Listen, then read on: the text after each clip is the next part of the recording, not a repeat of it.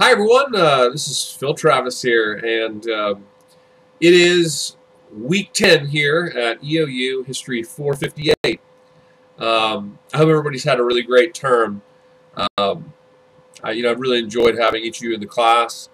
I think we've had some really fun discussions, and I'm really looking forward to seeing your final papers and seeing those last tests as well. So it's week 10. I hope for those of you who have taken classes from me before, it's been a pleasure this last year having you in classes. I hope to see those of you who are taking a first class with me right now. I hope you've really enjoyed the class. I hope that enjoy these announcements, these little extra credit factoids, the weekly lectures, and so forth. And I hope to see some of you in my classes next year. Next year I'll be teaching some American history here at the EOU, and I'll also be doing some European history courses. So if there's any courses there that you need, I hope you'll consider taking another class from me, because it's been a great deal of fun having you in the classes, and each of you. And so I just hope that the class has been a really positive learning experience for each of you. I learn something every term in my interactions and my communications with you and grading your papers. So hopefully the class is enjoyable. Hopefully previous classes have been enjoyable, and hopefully I'll see some of you in future classes next year. So enjoy your summer. So this is week 10. So originally, we were going to have a quiz this week, and as some of you were commenting, because I had a date issue that was wrong, I decided to pull back from the quiz. I'm going to take that quiz off. We're not going to have a quiz this week. I just thought, since we have our final exam due on Sunday, that it made no sense to have a quiz this week. So no quiz this week. We have our final on Sunday. That's due by midnight on Sunday, and of course your research papers are due Tuesday the following week by midnight. So hopefully you'll have plenty of time to study this week. Hopefully you've been doing a good amount of work in the research papers, so you're not being too overwhelmed right now. Our reading for this week, I think, is something you'll find very interesting. It is, I'm sure a lot of you are interested to think about the memory and legacy of the Civil War on the United States, and this is something we'll be talking about this week in our discussion forum.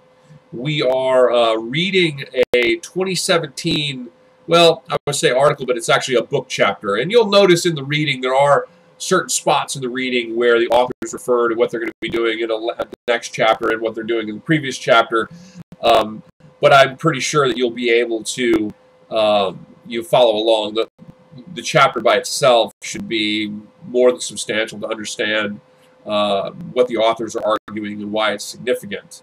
But it's a book chapter. This came out in 2017, and it is on the topic of Southern identity today. And I think you'll find it very interesting, given recent controversies over, for example, the Robert E. Lee Monument, in Charlottesville, which of course became a huge, protest / ultimately riot, with casualties, of course, and of course controversies. In this article, talks about the controversy over a college called Dixie State College. But I'm going to save any more information from that. I'm going to let you read this article on your own and get involved in the discussion forum. It's a really fascinating article. I think you will really get some very interesting perspective on sort of the changing, the changing dynamics of Southern identity in the United States and its legacy on the American past. In a lot of ways, this is a sociological article, but history is a very interdisciplinary subject, and so as a result of that, this draws on and builds on a lot of the history that we've been talking about in this class, while also itself conducting more of a sociological study. And I think you'll find it really interesting. So we have our test on Sunday, and the first thing I wanted to do is give you a few hints on the test. One of the bonuses, and then we'll do the factoid. One of the bonuses for watching these presentations is I try to give you some hints on things and give you some free pointers for the test because I want you to do well in the test. I want you to learn the material. Not trying to trip you up on these. I want you to do well. So a couple of things that you probably want to know in the test. You'll want to know what black codes were, which is discussed in the phoner reading from last week. It's also discussed in my own presentations. So I have another weekly lecture this week, Reconstruction Part 2. So you'll want to know about the black codes. You'll want to know the overriding significance of the election of 1876 on Reconstruction, which I discuss again in the weekly lecture this week.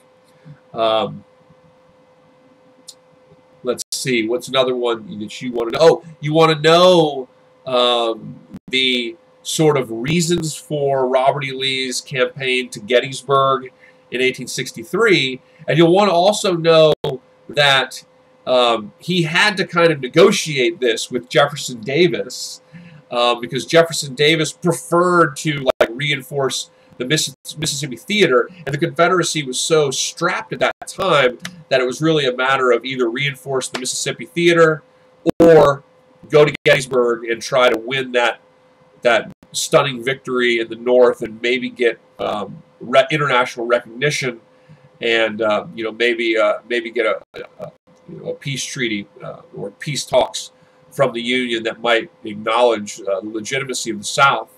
Connected to that, of course, as well, you would also want to know that a key thing for the French, in getting the French involved in the Confederacy, what the French really required, if they were going to acknowledge the Confederacy, was, of course, that the British would do so as well.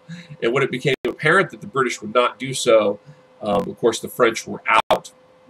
Another, fun thing you might want to know, these are all, I'm kind of giving you questions here, another thing you probably want to know is that, believe it or not, in the latter stages of the war, even though it wasn't formal policy by the Confederacy, by no means was it formal policy, but in a desperate period of the war for the South, there were actually some Southerners that went to, one in particular, that went to the British and suggested that they would even consider emancipating slaves if the British recognized the South. Now, that was not formal Confederate policy, but there were Confederates that did suggest that they would even consider emancipation if they were to achieve recognition internationally in the very later stages of the war, after the war was very much going south. You're on the test, you have 2 essay options. You can write one of 2 essays. The essay should be 4 to 5 concise paragraphs, and you should draw on specific details from my weekly lectures and from the readings, of course.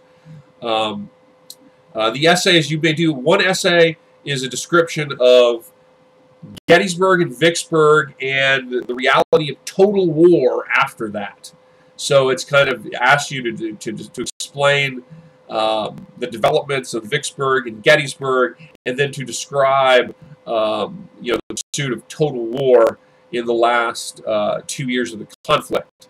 So campaigns like Petersburg, the Wilderness Campaign, following Vicksburg and Gettysburg, of course, the blockade, Sherman's March, of course, all of which, Lincoln's negotiating posture with Jefferson Davis, Lincoln's proposals to the South and Jefferson Davis, all of these things could be game for discussions in this essay, which is on total war, which became the reality of the conflict, after Gettysburg and Vicksburg, with emancipation, blockade, Sherman's March, and so forth. The other potential essay question you may choose, you choose one of 2, is on Reconstruction. And, of course, you would want to draw on last week's readings, my 2 weekly lectures last week and this week, to write a paper, as well as I think you could also draw on, you should actually draw on the reading from this week on Southern identity, as it engages this a little bit, but a discussion of Reconstruction and you know, what was Lincoln's goal in Reconstruction? What was Andrew Johnson's goal in Reconstruction? What was the goal of radical Republicans on Reconstruction? What were the ramifications of Reconstruction? Why did Reconstruction ultimately fail over the long term? What are some of the consequences over the next 150 years to present of the failure of Reconstruction? So that's your other essay option. All right, so I hope that's pretty clear. You can, of course, back this video up if you want to kind of listen to some of those free test pointers just a bit. So we have an article we're reading this week, or a chapter we're reading this week on Southern Identity. Be engaged in the discussion forum, watch my weekly lecture, work on that research paper, and take the test no later than Sunday by midnight. The factoid for this week is this. So we're talking about the legacy this week, the memory of the Confederacy and of the Civil War and Reconstruction. And the factoid is this. In Georgia, at Stone Mountain, Georgia, which is North Georgia, in Stone Mountain, Georgia, well, it was completed in 1872, but it was really conducted throughout the 20th century. The state of Georgia had constructed in a national park, or state park, had constructed in a state park a huge stone-carved mural on a site known as Stone Mountain. And in a way, this was like the Confederate Mount Rushmore. Stone Mountain is a carved stone mural. It's huge, and it depicts Jefferson Davis, the former Confederate president, Robert E. Lee, and Stonewall Jackson, sort of in stride on horseback on this Stone Mountain relief.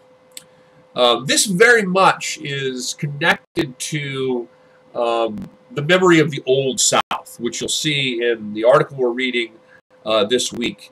It discusses the difference between the sort of identification with being Southern and the identification with the Old South. And the Old South is kind of identifying with the Confederacy, the Civil War, these types of things.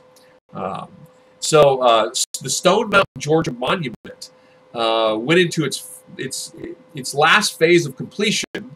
It's not completed until 1972, but it went into its last phase of completion in 1958, and largely at the sort of will of the segregationist governor of Georgia, Marvin Griffin.